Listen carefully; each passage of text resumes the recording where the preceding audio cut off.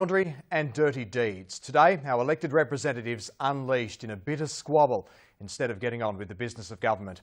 Chief Minister Adam Giles was slammed by a member of his own party as the government faced a vote of no confidence. Weeks after she failed to knock out Adam Giles as Chief Minister, Robin Lambley was ready for round two. Despite what we'd like to present to the public, we all know that the political instability within our government remains unresolved. It is not over. During a no-confidence motion most expected the CLP would defeat easily, the disgruntled Alice Springs member threw a spanner in the works. But I do not have faith in the leadership of Adam Giles. I do not have faith in Adam Giles. It was clear the wounds since the failed leadership coup against Adam Giles were still very raw, labelling the situation within the wing a standoff.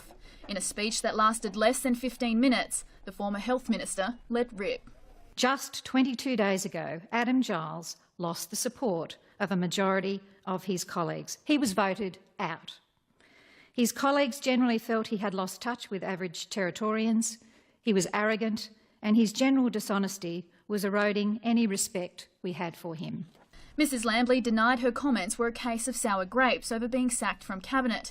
Instead, she insisted she was relieved to be dumped as Minister, as it was only a matter of time before she walked.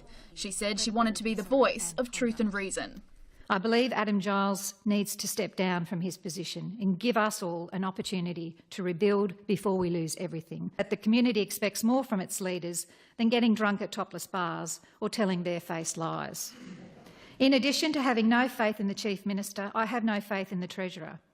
She also spoke of her love for the Country Liberal Party, but given her latest comments after promising her branch she wouldn't speak publicly again, it may not be up to her, with the CLP likely to discuss her future in the party when they meet next.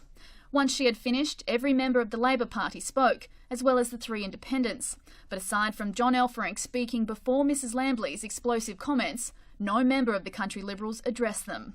It is absolutely extraordinary that the Chief Minister doesn't come in here and defend his own government in this motion of no confidence. Well, let's go live now to reporter Kathleen Bruin outside Parliament. Kathleen, what was the end result of the motion? Well, Jono, in the end, Robin Lambley and Jerry Wood abstained from the vote, which gave the CLP the chance to defeat the no-confidence motion 13-10. Question time then followed, giving Labor the opportunity to try and force Adam Giles to make some sort of comments on Mrs Lambley's explosive speech earlier in the day, and he just wouldn't be drawn on them and kept diverting the conversation back to government business. But it was noticeable that he wasn't the usual firing self that we're used to seeing during question time. There is, however, still 2 more days left in the week of Parliament, and it will be interesting to see what kind of toll, if any, Mrs Lambley's comments have on an already very divided parliamentary wing, and whether those statements inflamed members' grievances.